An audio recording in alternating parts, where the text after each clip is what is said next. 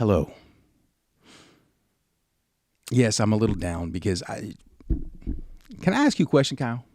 Of course you can. I have a feeling, though, you're about to hit me with one of your pet peeves. Oh, God. Yes. It's coming.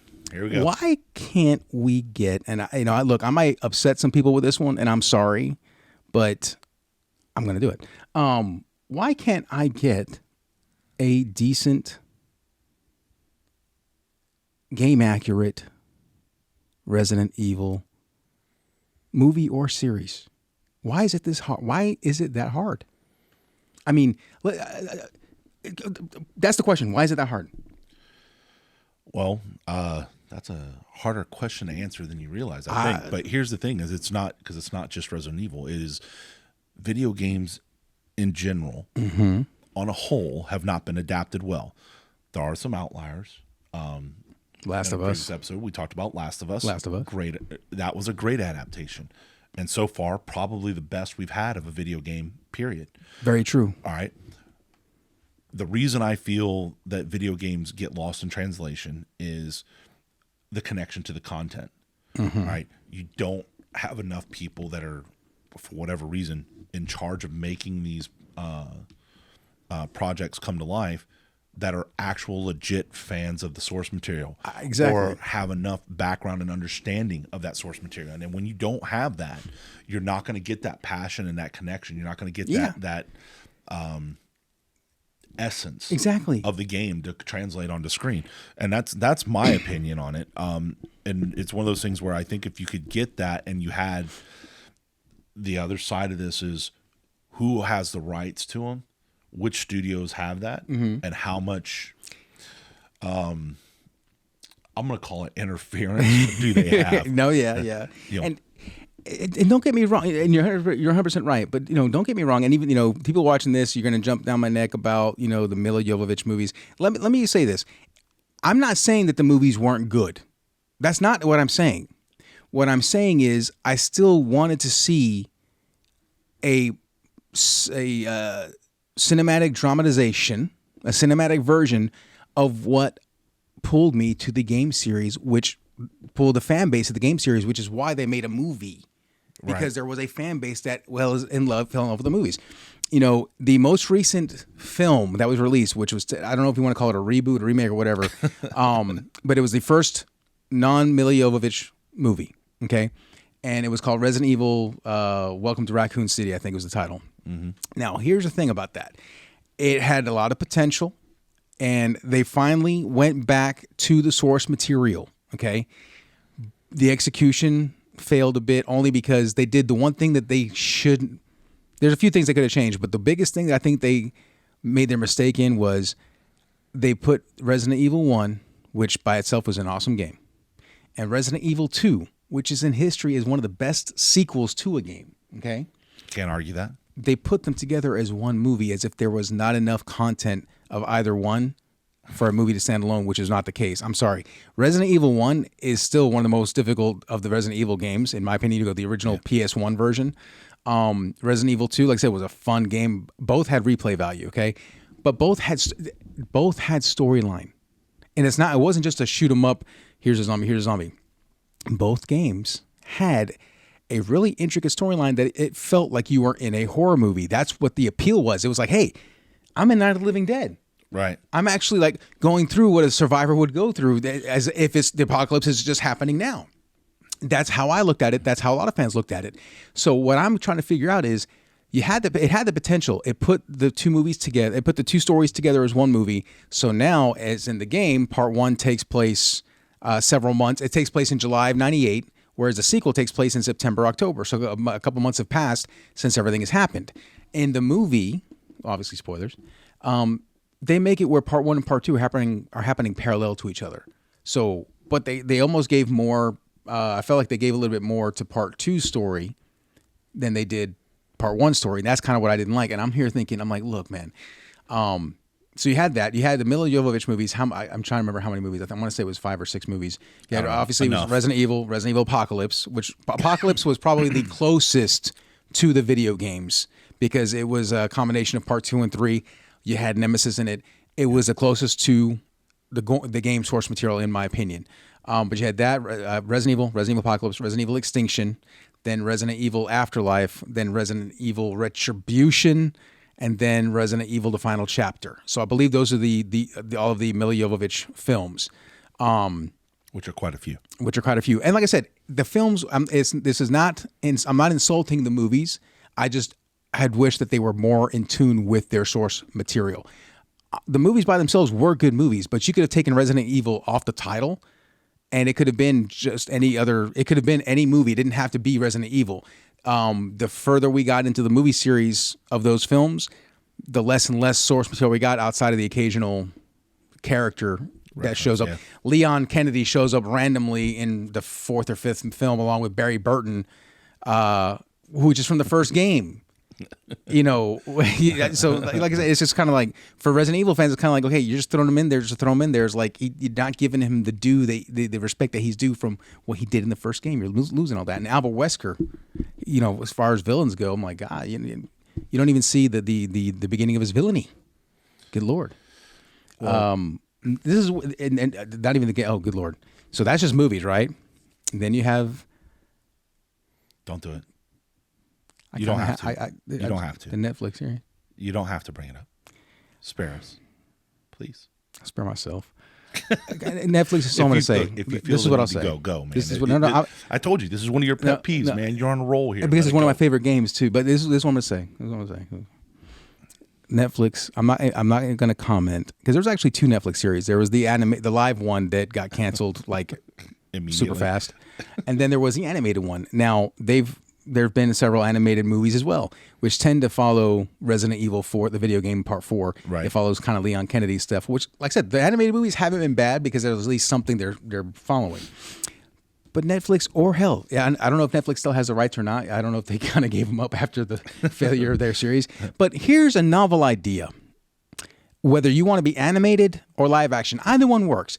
But why don't you do it this way? Take a little note from the old show 24 with its concept of every hour is in real time, 24 hours, right? So why don't you take that concept and use it with Resident Evil this way? Yes, I'm giving you a freebie idea. Resident Evil 1, Season 1 is the first game. The game begins with them landing in the Arklay Mountains to look for the Bravo team, right? Okay, it's at sunset. The game ends at dawn. Roughly 8 hours. Right there is an 8-episode season. Yep. That is hour for hour in the mansion. You have the time to explore the mansion. You have the time to explore the conspiracy. For the lack of, I don't want to give too much away. Obviously, you have the time. Keep it a spoiler free. Exactly. Possible, man. All the puzzles that were in the game, the critical thinking that you had to do in the game, you can demonstrate. It doesn't have to be every single one, granted, but demonstrate some of it. Take your time. You have it. If you do that, you're telling the events of one night in an 8-hour season. It gives you the time to tell the story properly. Okay? If it does well, which I think it would, then your season 2 is another 8-episode arc of Resident Evil 2. If you want to get really funky with it, because season 3, which would be, if you wanted to call it a season 3, Resident Evil 3 Nemesis takes place 24 hours before part 2. And 24 hours after part 2.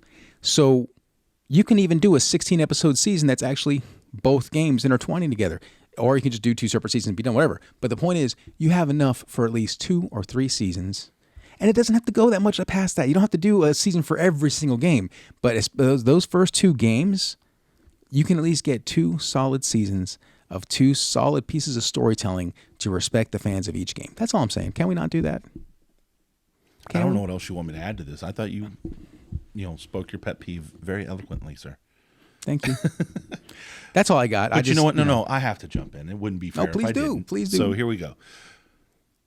I like the fact that you referenced the animated series, because that's something me and you have talked about before, and it's something I feel strongly about. Is if you don't want to do it in live action, make it an animated sequence. I feel that it would translate very well if it was an anime kind of style, have that darkness and that grit and that edge to it, which is what Resident Evil should have anyway. And I feel that you can capture the essence of that story very well.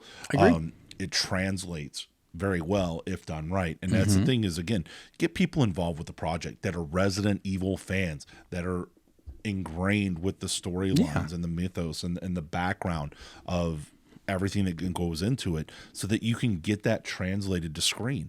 And that's one of those things, you got to have people involved, and if you can get creators involved, even better. If you allow them to have some say so and give you some actual guidance, don't just say, well, we got you on because of your name alone. Let them have some say so and help them say, hey, no, this is what was going on in the game, this is what we were going for, this is what we were trying to accomplish. That's, if you don't do that, then you leave yourself open to interpretation, if you will. And when you have people who aren't, I'm going to say it like this: if they're not lovers of the game, if they are not people who are just enamored with the game, you're not going to get that same essence. And the essence of the game is what you want on screen. That's what you're looking for. That's what you're asking for. You want that storyline, you want those characters, but more importantly, you want that essence of the game. That it makes it feel like, yes, that's what I played, or oh my God, that's that's the story that I like, and that's what I'm related to. And the thing is, Netflix, you guys have done it before. Castlevania. Yes. Now, granted, yes, that's it's an original story, but still, as far as translating to an animated series, multiple seasons, you guys did a great job. So you got that, they have a precedent for that. That is exactly the style that I'm talking about. Would translate well with Resident Evil. Yeah.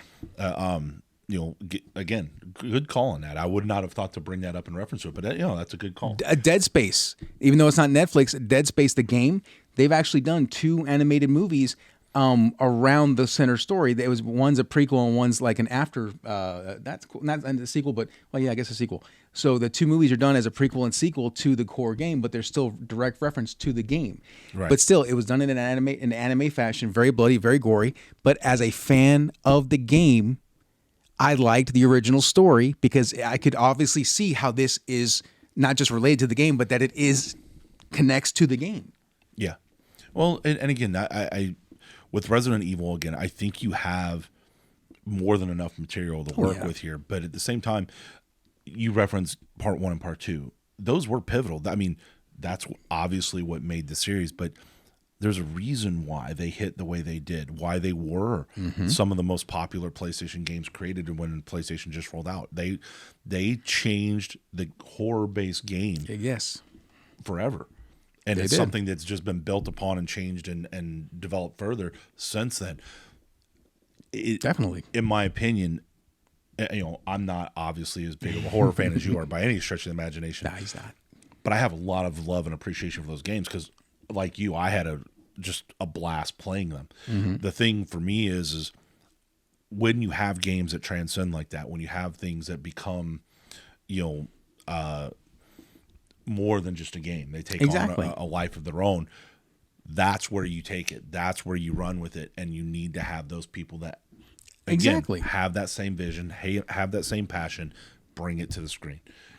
Without it, you're always going to fail. No, exactly. I mean, and I think that's enough said there. I mean, you said exactly where my passions come from for it, because like I said, the game, the part 1 and 2 offered something that hadn't been seen, and it still resonates. I still see people today, whether young or old, that they hear about it and they want to play that. They're playing the original Resident Evil director's cut on PlayStation 1, or they're playing the GameCube remake, which was a freaking awesome remake.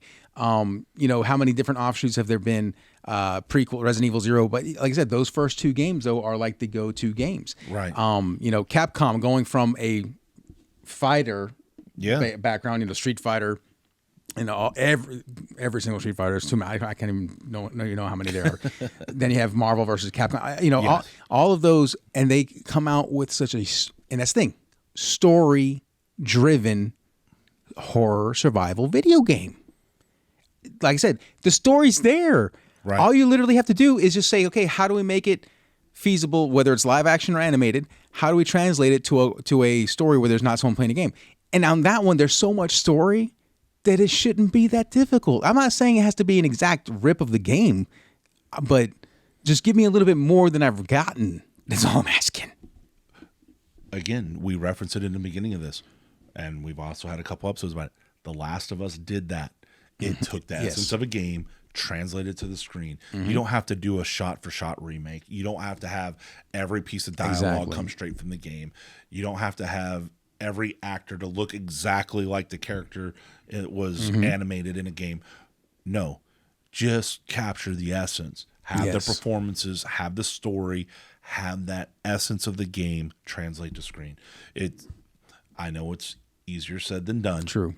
But the fact that we have had successes, you've had this happen before. I mean, the one thing we can say is we know Hollywood in general as a whole has been able to translate other written medium and other forms of entertainment to the screen. Successfully. There's a reason why they call it best adapted screenplay. Because it's adapted material. It's not original. Exactly. Okay. If you have the ability to do that, do it to the same level. Have somebody who's so involved with that project, again, that cares about it, loves about it, and will actually say, you know what, I want this experience. Exactly. Well, you referenced when you play the games, you got immersed in it. You got taken with it. And like you said, you were playing a video game horror movie. Yeah. There's no reason. Think about what I just said. A video game horror movie. Exactly. It was an interactive movie. Take some of that interaction out and find a way to incorporate it into the screen, and you have the material. You have a story to work from. You don't need to change it. Yeah. I mean, replay value. Here's replay value for you. The games, part 1 and 2, came out in the late 90s, 1990s, okay? Late 90s. Yeah. I still have it on my PlayStation Vita. I even have it downloaded on my PS3 that I keep alive just because you can actually download them from the PlayStation Store because they're PS1 setups. I still play them today, and I still enjoy the hell out of them today. And on my last note, you're waggling the finger, man. I'm wagging the finger for a reason. Leon Kennedy is not a loser cop. The Welcome to Raccoon City movie did my boy Leon wrong. He was not an idiot. He was not a loser, and he was not this is it. He wasn't an idiot or loser. He wasn't some dumbass cop that was in trouble all the time. No. Get Leon right. Get it right. You have this. You got this. You can do this. I know you can do it. I've seen you do it. Do it again. I'm going to say this last part. This is the last thing I have to say on this, and I'm going to let you wrap this up. And that's this. Anyone out there who has, even if it's Netflix, whoever has the rights to the cinematic universe, bring him on board. Please. I promise you, it won't go wrong. You'll get exactly what we're talking about. You'll get that passion. You'll get that connectivity to the story, to those characters, and help you bring it to life. And when you do it and you do it right, financially, you'll reap the benefits. Trust me. Like, subscribe. Let us know what you think. Absolutely. I'm going to go cry now. And if you're so inclined, hit that notification bell too. Please do. When we release new material, you'll be notified of it. Yes. Please do it. Do it now. Get to the chopper. There it is. Now I'm going to cry now. You finally did it. You've been asking. I just thought I'd do that for you. You're dealing with such an emotional topic. Dude, look. This man puts up with me because when we get started talking about specifically Resident Evil, I'm just going to stop there. Pet peeve. You just heard one of the rants. Yes. And trust me when I tell you, that's a minor one. It was small. He can go on for hours. I contained myself. All right, guys. We'll see you. Take care.